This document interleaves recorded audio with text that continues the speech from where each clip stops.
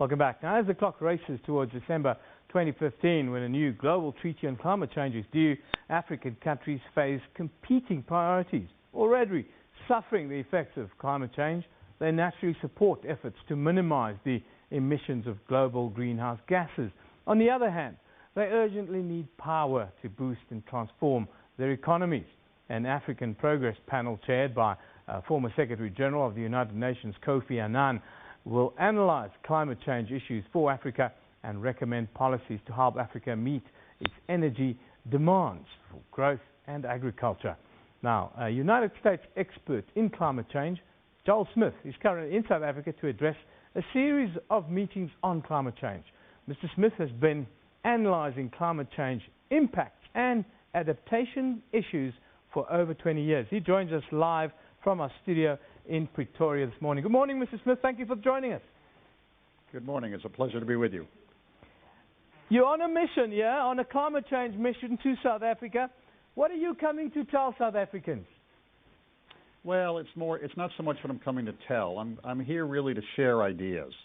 I mean, what I'm finding is that people here at the national level, at the municipal level, among the private sector and in the non-government organization community are very engaged in this issue. They recognize the importance of, as you even mentioned, of what's already happening on climate change, as well as what we expect to come. And they're recognizing that we have to address, as a global community, we have to address reducing our emissions of greenhouse gas to reduce the extent of this problem.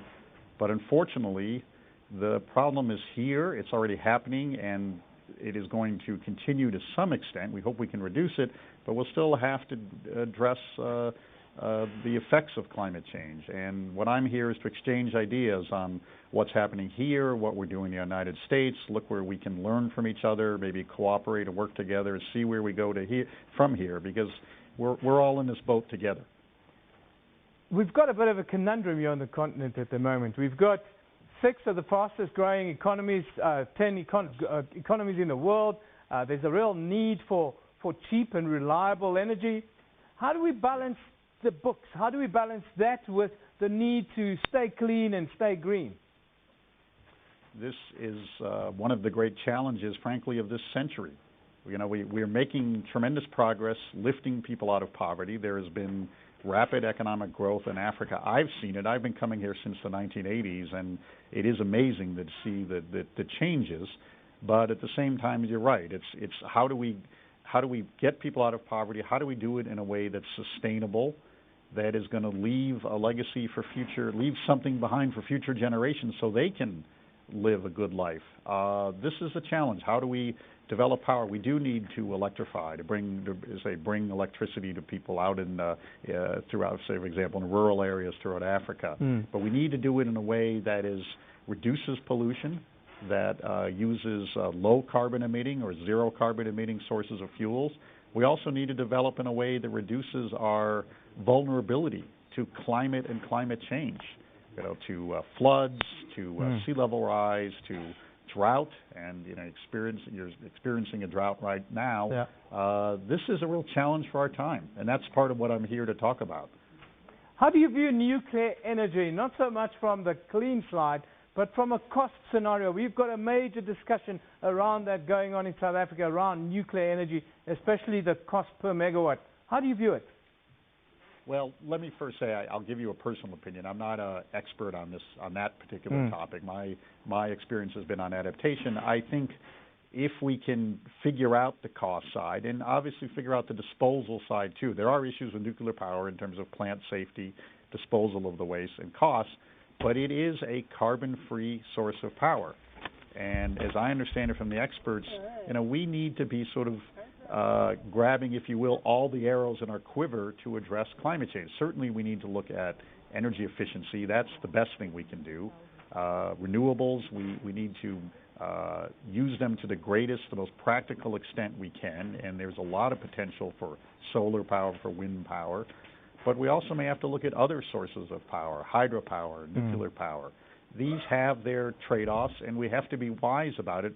But my own view is we shouldn't, rule them out entirely, because, as you said, there is a real demand for growing power. We want to lift people out of poverty, and to do that, we're probably going to have to, I think, take advantage of whatever appropriate sources of powers that we can. But there's a balancing act here. These decisions need to be made prudently and carefully. What needs to happen in Paris later this year when COP meets to come together on this treaty that the world is looking for? Two things. We need to come to some agreement on how we're going to move ahead on controlling emissions of greenhouse gases. I think one of the things we're seeing is no longer this sharp divide between the developed and the developing countries. You know, China is now the largest emitter of greenhouse gases in the world. As we see developing countries like South Africa, other countries develop, we're seeing emissions rise. And I think there's a growing recognition that we're all in this together. We all have to do our part. And that, I think, is at the heart of what's being considered. The other thing we have to look at is the adaptation side. How do we work together? How can we support each other in adaptation?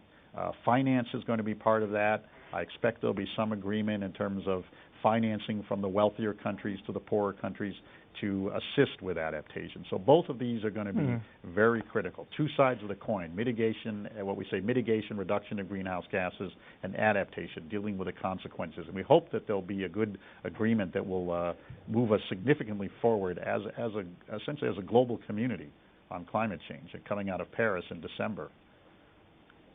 Thank you for joining us today. It's fantastic to know finally the pennies dropped. We are in this together. It's not about us, it's about what comes after us.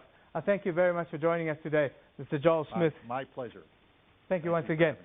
U.S. climate change expert is here, well, to start a conversation around the issue that's affecting all of us, all of our futures, and the generations to come. Now, the